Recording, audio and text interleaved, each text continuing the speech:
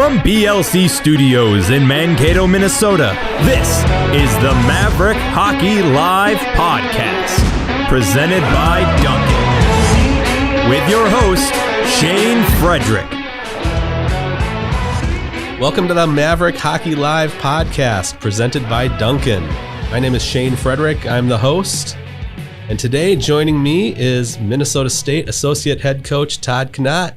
Thanks for having me on, Freddie. It's great to have you here. Yeah, it has been a while. Missing you at the rink every other day. I know. I miss being there every other day. Today felt like a day with all the snow and everything. Today felt like a day I should be hanging out at the rink. Yesterday, it's coming. Well, it's good to have you here. It's obviously been a good start to the season for you guys. We've had a lot of players on and players after big weekends, and that's been a lot of fun. But it's good to have a member of the coaching staff here to talk a little bit about how the season's going so far as you head into one more weekend before you go into break. How would you assess the first half of the season for the Mavericks? You know what? It was a really good start, as you talked about, especially with the schedule we had. We were concerned as a coaching staff, as much as that, hey, UMass at UMass, and you get excited when the week hit. We're like, what are we doing right now? And credit to our guys. And at that point in the season, you don't know what you have, no matter what happens a year before, until you start playing with live ammo and watching the new players come in, and even the veteran guys, the steps they take or don't take. And we got off to a very good start. And the positivity with those couple weekends, I thought, led into league play with those first 6 games. And I believe we started with Northern at home, caught them at a decent time. I think they were still figuring out their team. Yeah. And that's part of college hockey, is when you catch teams. But all in all, very good. And specifically, I would say our D-core. Yeah. I think that's the first thing I would probably bring up, is we defend really well. I think there's an honesty to us that way. And I just don't want to say the D-core, the team. Mm-hmm. As a team, we defend. And you get Drydo in the net making the stops he needs to make. But it's as deep of a D-core as we've had.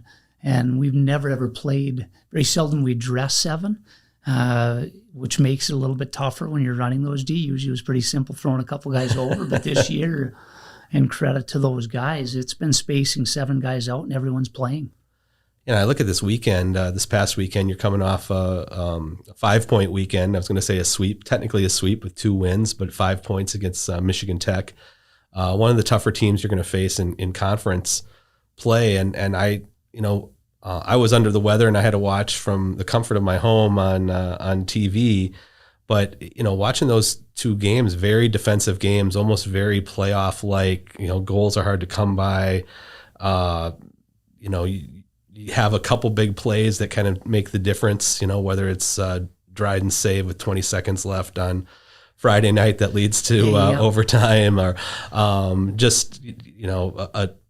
timely play where Ryan Sandlin, cashes in on a turnover early in the second period. And did you feel like that series was, you talked about your D-core, but that was a weekend where you needed your D-core to be really good, because Michigan Tech's was too. They are, and every time we play them, I would say specifically over the last 3 years, Joe Sean does a really good job, and they're actually 2 very similar teams in terms of structure. The way they support pucks, the way they break out pucks and defend within a swarm, and they've got a lot of bodies that you got to get through. Similar philosophies, I think, and we actually talked to their staff about it after the weekend and felt it was playoff hockey. And you're right, that time of year, it's a timely goal, a timely save, as simple as that. You're fighting for 60-plus minutes sometimes, and you need a bounce. I thought our guys played hard on Friday. I thought we took a step actually on Saturday and played a little bit better on Saturday. But again, give them credit. I think the Bliss line with Perentino, Hallinan, that's one of the better lines we've seen. And even doing the pre-scout on them, that's going to be a team that wins a lot of hockey games. They're not going anywhere. And if they can find a way to muster up a few more goals, and again, that's what we probably, the defending part of it, I don't know if we gave up a goal 5 we gave up a shorty, and then a power play goal on Saturday. So we didn't give up a 5-on-5 goal all weekend. And that's something we've got to keep with our team, and they're buying into right now, as you talked about, more of a defensive game. But you got to win games different ways. And there's some nights that we've been able to put up 5-6, and there's others that one's going to have to hold up, or a 2-1 hockey game. And I don't think that'll be any different playing Bemidji State this weekend. Yeah, that was a good test, especially I think the third period on Saturday. You don't get outshot with the lead very often. You don't get outshot in games very often. That was a game where you were outshot, I think, for the first time this season. It was 20-19. And you give up 9 shots on goal in the third period. Win a lot of games, and you look at there's been a lot of discussion when Dryden McKay gets a shutout because it looks like the third period oftentimes he barely sees a shot. Your guys are so good in those situations, but this was one when Tech put a little more pressure on you guys, and you had to preserve that slim lead, and you were able to do it. That's probably was a good test for you guys. It was, and it's good experiences for everybody. But a guy like even Bennett Zamolik. That's probably the most minutes he's played in a very impactful game, and really like the way he responded. And the more minutes you can get guys in those situations bode well for playoff hockey once you get into the most important times in March and hopefully April down the stretch. And he was one guy I thought took a step. Interesting, too, that as much as you guys have scored goals and not given up much this year, it still ended up being a weekend where you really relied on your top line with Nathan Smith and Julian Napravnik and Cade Borchert. They seemed like they were the difference maybe in the weekend overall against that team. And especially you look at a guy like Nathan Smith who factored into 4 goals, all 3 on Saturday. They have, and you look at the way he played over the course of the weekend, and I know Julian like a couple of those back on Friday night, and I thought 8 was playing real well. 15 just getting back from an illness. Mm-hmm. I thought he was a little off because of that, but if you watch that back, Nathan Smith could easily had another 3-4 points on the weekend on plays he made to him and a couple empty nets that were missed or right. Goalie making a good save. But Nathan has been that way all season, and credit to him. That's the biggest step I think he's taken from last year's consistency. Mm-hmm. If you look, and again, we'll go back to the start of the season at UMass when we're down 3-0 on a Saturday night, or actually it was a Sunday. We're down and out a little bit, and all of a sudden at the end of the second period, scores 1. Start of the third period, he scores a second one that short side bar down, and all of a sudden our team's believing. And so not only the impact he has on the game individually, but I get to watch it every day in practice, and that affects your whole team. Sure. When you have someone that can make a special play and make a difference one-on-one, it's a huge impact for your whole group of 20 guys. Even within that game, it lifts everybody up confidence-wise. And I thought he did that again this weekend. Yeah, I had to do a little mini blog post for the Rink Live where they asked everyone who covers a team, who the most improved player is on that team. And I decided to go outside the box a little bit. And I said, believe it or not, I think it's Nathan Smith. And, yes, he was preseason player of the year and had an incredible end of the year last year. But I just think his ability to kind of take over games and maybe have that confidence to do that, where I don't know if that was the case last year, and certainly wasn't as a freshman. When you watch a player kind of transform themselves into a real on-ice leader, star player, whatever you want to call him, you can really see it with him. You hit it on the head with last year. What people remember is the end of the season. Yeah. Loveland, the regional, and how well he played. He played a very good game in the Frozen Four, but prior to that, it was up and down, and he would be the first one to come in here and say, I was okay last year. There were good moments, but it wasn't very consistent. Put it together at the end of the year, which I thought was huge for him, feeling good coming into this year. But he's been able to do that every weekend now. And it's just been fun to watch because, again, the credit goes to the kid and his commitment. He's always been committed with his body in the weight room. He's a specimen that way. He treats his body the way he eats, the way he drinks. And now it was really just mentally getting through the grind of 2 games on a weekend. And, Coach always talks about it. Can he play 18, 20 minutes on a Friday and do the same thing again Saturday? Right. And sometimes that's not as much physical as it is mental. And he's showing that he's getting better and better with that. You go up to Bemidji State this weekend, in-state rival, always a grind. They're playing pretty good hockey right now. How do you see them right now? How do you see that matchup going into this weekend? You know what? I don't want to compare them to Tech because they're a different team, but we've really looked at this as a staff, as a 4-game stretch. We've talked about it a lot the last 3 weeks where we've got 4 playoff-like games because we've got enough history. They've got enough. Right. They've got enough veteran players on their team. We've got enough on our team to know what it's like to play at Bemidji State. And I don't care what time of year that is, what's on the line. And a lot of time it is just because of when we play them. At the end of seasons, there's a lot of times championships on the line. And so our guys know what to expect this weekend, and then it's going to be, again, 60-plus minutes of grinded out hockey. They've got a very veteran-laden team right now, as we do. So we'll just roll it out and throw it out there as they will. You played at Bemidji State. What's it like? I mean, you've been here for a long time now, but certainly, do you have different feelings when you go up there as a coach, when you go up to the place where you played hockey? It always means a little bit more. Tom was my coach. Yeah. I wouldn't say recruited me there, but he was definitely my coach for a couple of years. There's a transition year in between, but it definitely does. He's someone that I still lean on every job that I've ever taken. Tom has been part of that decision. He was very good to me when I played there, and he's even been better to me as a coach now. So those series I've got a mom and dad, brother, sister that are still in the area, sister-in-law. So you get more family around it, and you get the big war with the family of Beaver fans and Maverick fans. And that's kind of split sometimes. So it always makes it a little bit more interesting. You played there. Your brother played there too, right? He did. The two of you played together. He's got twin boys. And crazy enough, I got to watch what I say in case it gets back to Beaverland. But they're Maverick fans. He's got twin boys that are probably about 10 years old right now. Terrible, I don't know that. But they're Maverick nuts, and I absolutely love it. That's awesome. Crazy. Again, it gets to be a little bit of a battle because it's my brother's been in that community a long time, and again, that's his alma mater. And so I understand if he can't be flying a Maverick flag when I come to Todd. Oh, it's always one of my favorite trips when I would cover you guys regularly and go up there. It's a fun place to watch a game at the Sanford Center. Obviously, you didn't play there, but you played the John Glass. Yeah. And I remember the tiny press box of the John Glass Fieldhouse. In fact, I assume that I saw you score a goal against the Mavericks way back because I was going back and looking at box scores at one time or another, but it racked my brain and see if I can remember exactly tall drink of water out there scoring a goal. I got a couple actually. Mavericks came to town. I want to say it was home opener.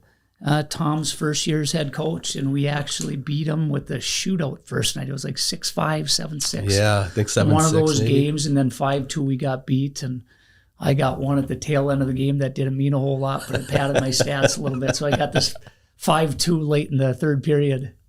That's all right. There were some battles even back then, and going back and you're right. Tom Serratori, he's one of the great characters of college hockey. I always think the people who follow WCHA and now CCHA, obviously Frank, his brother, gets a lot of the credit as being maybe the biggest character in all of college hockey, and deservedly so. But you got to throw Tommy in there too, because he has been great to deal with, and he can tell a story, and he can. He might not have the woe is me Vikings highlights that his brother has, but you know what? It's still pretty great. He's been incredible for Beaver hockey when you look at what he's done. And I played for R.H. Peters too, and I mean, him and Brosey went head to head when we talked Maverick, Beavers, and when Tom took over, a lot of people forget about how much he did fighting one to get in the league, right? And it started with the WCHA, then the rink. And then all of a sudden, the WCHA's not the WCHA. And that was a hard moment to go through because all the fighting he did to get to that point. And so he's done and accomplished not just the wins and losses, going to a Frozen Four with Bemidji, but that rink standing there, the leagues that they've been fighting to be in. That's a lot because of Tom Serratori. Yeah, and he seems to have a history with everybody. Obviously, he has a history with Coach Hastings, and going back to St. Cloud State, and just some great. It's great how intertwined college hockey can be that way. I'm sure you kind of see it even from the periphery a little bit about who knows who, and then now you've been in it long enough where you're in that. I'm sure the same is with other assistants and other associate coaches, and 25 years from now, we'll be talking about you guys the same way, probably, right? It's such a small hockey world, and I always giggle with Coach Hastings. I can't walk in a rink, and I mean high school, junior. There's going to be someone to grab me at some point and either say, "Hey, he coached me," or it was a friend that he was coached by, and that's his 14 years in Omaha in the USHL. Yeah. Now college hockey for another 10 years as a head coach, and I know there's probably another 5 years or so when there's a assistant at Minnesota and UNO, but he's just touched so many people in the coaching world that way. And again, it's a very small world. What's that been like for you? You've been with him now in the 10th season. You were at Minnesota State for how many years before that? Or 3 years. 3 years So before I that? think this is 13. This is year year. 13. Wow. I know. How time flies. I think I remember meeting you over at Taylor Center when you got hired to do Good a story. memory. I was just going to say it was Taylor Center. Yeah, it was. I still remember on the walk around campus, and I Yep. stopped in at that where Shane Drahota, who's still here. Yep. Kevin Beisman. That's a little bit what's special is how many people are still around. Yep. I remember meeting you that day, doing a little story about the new guy replacing Eric Means, and so many people have been such staples for so long. Like you mentioned, the athletic department, the hockey program was kind of that way too. So when there's been change, and this year there's been some, with Darren Blue stepping down after 21 years, it's kind of just always strange to see when it's a little bit different. But, being in your situation now, 13 years as a real staple, what's that been like for you? What's that growth been like? And, both in, how you've worked within the program and how you've worked with Coach Hastings? You know what? First of all, my family, it's been incredible. That's been the part, I think, when you talk 13 years, when I first made the move here, that was the first thing I asked Coach Judding is, how long do you plan on being here? Because I moved from, a couple of moves within, because we had Bailey, my oldest daughter right now, and we had a 1-bedroom apartment in Des Moines when we first had her. Making it work, being a coach, you just had to do that. So we had to move into a 2-bedroom within Des Moines. Then that was Fargo to Des Moines to Sioux City to Mankato. And it just got to be a lot. And I thought, I just want to be somewhere and lay some roots, one, professionally, but also for my wife and kids. My wife, Angie, God bless her heart, on making those moves and running around different apartments. And so that's been incredible for my daughter. And we talked about it actually yesterday on being around this long, her now in 9th grade, coming as a 3-year-old. They've called Mankato home. My son, that's where he was born. And now my youngest, Allie. So it's been incredible for me that way. And the relationship with Coach Hastings, it's just evolved in a very positive way. And I can say he's an incredible human being, not just professionally. The best part that for me has been getting to know him on a personal level. He's an incredible coach, but he's a better person. I think that's what makes him go. And so our relationship from when I was very fearful probably in my first couple of years, and not that I'm not now, but I think you grow up a little bit and I understand what his expectations are, and I better be able to recruit very good student athletes here. Right. When you're first working under that, it's very stressful and very, those first couple of years were extremely hard. But I needed to go through that professionally. And so he helped me grow up that way. At some point, I'd love to have my own program. It's not a immediate need now. I enjoy where I'm at. I love being with the Mavericks, and under his, I'm an assistant coach, and Paul Kirtland's fitting great. Had a lot of good years with Darren Blue. Yeah. We still text multiple times today, so that doesn't go away. He's still in town. And so I've been extremely fortunate in my years there's not many assistant coaches. When you talk Darren, 21 years, that's incredible. Right. Even 13 years, you don't see a lot of assistant coaches in one place that long. And that was what was kind of amazing. I remember, 3 or 4 years ago, the incredible run the Mavericks have been on since Mike Hastings was hired, and every year people talk about just the sheer number of victories, and that you guys have been able to maintain that number one spot and most victories since whatever year. So since 2012 when Hasty was hired. But for a long time, up until this year, I would look at the coaching staff and I would look around the rest of college hockey and see how many 3-person coaching staffs have been together as long as you guys have. And there really weren't too many others. I think there were a couple, and then maybe someone changed up, and it's just a rarity, whether it's somebody deciding to leave as Darren did this year, if somebody going to another program, maybe someone going from a second assistant to a top assistant at a program, or someone taking over and becoming a head coach. The turnover seems to happen a lot, and that consistency that you guys had for as long as you did, is rare. And just as a little bit of an outside observer, seeing your relationship, the three of you, it seemed like it was a pretty special one that you guys had in terms of the way you worked together, and to keep that program where it was. Well, you bring up the three of us, and I'm going to even go a step further, because you're right on with the continuity of a staff. Let's add Tommy and Knott now, who was here when I first stepped in. So that's 13 straight years. Your strength coach. Your strength coach. And now let's go Scotty Rideout, who was here when I first got here, equipment, 13 years. He was here, I think, 1 year prior, so 14 years. Right. Let's go Paul Allen. Let's go Sully.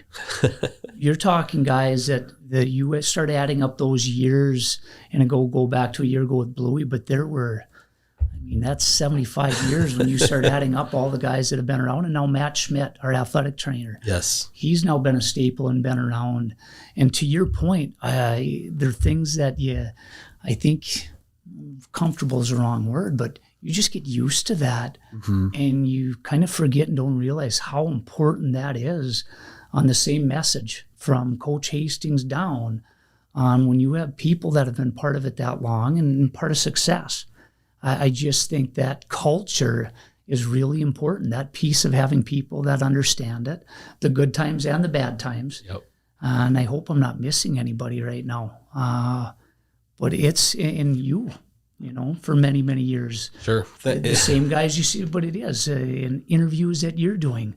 And are you poking? Are you what kind of work you're doing within the team? Right. Positively or negatively. Yeah. And everyone kind of gets a relationship where it gets to be a well-oiled machine, and that starts with Coach Hastings. But I think that's been incredible and a great point by you. And it's not just the three coaches. Yeah, that's interesting. And then now you have Luke's been around for a few years as your Luke Regner. I'll even go President Davenport at the time and now Inch. But then you have Kevin Beisman as athletic director, Tim Marshall. All these people have been around for a long time. And I think that's an important piece to it when you're having success as a program. It's interesting that, and then you bring in someone, you mentioned Paul and how he's fitting in right away. Because change is different, change is hard. But what is it? Did you have advice for him right away? How do you bring in someone like that? And because they want to be their own person to some degree and coach their certain way, but they have expectations to live up to and certain responsibilities that come from Coach Hastings on down. That's what we loved about Paul from day one is he's got his own opinion. He does, and I say that in a positive way. Through the process, and it's not like, and this is where Coach was smart about hiring, it's not like he was my best buddy. Yeah. Wasn't his best buddy. This was what's best for the program professionally, and part of that goes with being a good human being, and we knew that checked off from the time that we've spent with them and the background check that we did. But that's what I've enjoyed most about Paul. He's comfortable in his own skin. To come in and handle that, of taking over for a guy like Darren Blue, and being around me and Coach, which can probably be a little bit daunting at times just because we've been together for 10 years. So those relationships are a little bit different. He's fit in unbelievable. From day one, recruiting with our guys, I can tell you that the guys on the team, just being around him and watching that interaction, the guys really like him, and that's a huge piece of it. Now we're going to continue to develop the being on the road, and as you know, as I say, Coach Hastings, we're a lot better coaches with good players. We've got to continue to bring in good student athletes, and that's going to be the number one priority here moving forward. As a recruiting coordinator for this team for a long time, as the program has gotten better, has improved, has consistently been a top 10, top 5, this week number 1 ranked team, going to the Frozen Four last year. Does that make recruiting easier, harder? How's recruiting changed for you over that time? Great way to put it. Easier, harder. Are you relevant with more kids? Yes. So in that aspect, there's no question. Specifically, if you get into Canada, Minnesota kids kind of know what's going on. You grow up loving college hockey, but now all of a sudden, and I always talk about the story when I first got into recruiting in BC, Alberta, and talk about Minnesota State with kids within the WCHA at that time, and I would get a call back on, hey, I love Minnesota. And half those kids were talking with the Gophers. And It's just like, you know what? Do I bring up state here? And they just wanted to play Minnesota. They took that as one team, really. And now, of course, Bemidji State, Duluth, what they've been doing, St. Cloud, everyone's got their own identity now. But without a doubt, you're relevant with more kids because of a Frozen Four. I felt that piece especially. Mm-hmm. But where it becomes more difficult then again is you really don't want to sway from your identity, your philosophy as a recruiter, what's made us successful. And I'll even go back to Kevin Snedden at Vermont. And when he was at Vermont, they went on a Frozen Four run. And it wasn't directly from him to me, but I did some dig work on teams that had success and then maybe took a step back. And he just talked about when you say more difficult, the worst thing that happened to them is all of a sudden they were more relevant with certain kids. More calls from advisors on, hey, Vermont's a place to play. How about this kid? And they changed their philosophy in recruiting. A 19, 20-year-old kid went a little bit younger, and that hurt them. And that was coming right from his mouth again. That just hurt our program at that time. And going to that Frozen Four hurt them. So you got to be careful with it. I love that we've had success. I just think our identity, and again, our philosophy is recruiting. You always have to evolve, but just be careful what you wish for. Yeah, that's interesting. So you become more relevant, and that probably makes you eager to kind of test those waters. But can you do it somewhat within the philosophy that's made you successful over this time? Whether it's Correct. Being able to nurture relationships, and I don't want to put words in your mouth, but we've talked enough where I feel like you're able to nurture relationships, be honest with players, telling them that you're going to play an extra year of junior hockey, develop there so that they're ready for a position to play right away here, whatever it might be. Easier said than done as that talent pool expands, or as your recruiting board expands, if you want to call it that. Correct. And I think the one thing that we have going for us that helps us right now is Coach Hastings in those meetings with families. When you are talking junior hockey and we believe in experience, well, we have a lot of stories now to tell. Now that we've been together 10 years, and I don't care if that's a Jake Dremko and Nathan Smith who got drafted, that played one extra year at junior and now is playing one extra year. And his story's still not done, but early on this year, it's sure looking like that's a pretty good choice for that kid on the success he's having, because it's not about, coach's philosophy. It's not about a cup of coffee. Are you ready to be a pro when you step in? Because then it's for real and it's business-like. Either you're ready or you get sent down. Right. And he always talks about, a bit of invincibility and putting as many eggs in your basket as you can so you can survive like a David Bax did for so many years. And whether that's playing as a penalty killer, Teddy Bluger, right? He can play wing, can play center. He can be on a power play if needed, can play up your lineup, down your lineup, can kill penalties. And I think those are the things he pushes with an Nathan Smith and other guys. And that goes back to that start of the relationship in junior hockey that, there's not many guys that look and say, I wish I would have, not played that extra year of junior hockey. I haven't heard that, but I have heard, God, if I would have been more patient, specifically with my first year here of Adam Mueller. I can bring up a lot of guys that looked at me and said, why wouldn't I have played more junior hockey? And they regretted it. So I take those experiences also with recruiting and use those stories. And it's harder, I suppose, that convincing, you have to find different ways to tell that story too, because as we've talked about, I talked about this with Cade Borchert last week, when you talk about someone who isn't playing a lot, or whether it's in junior hockey, whether it's in college hockey, that patience factor can be difficult. The transfer portal, the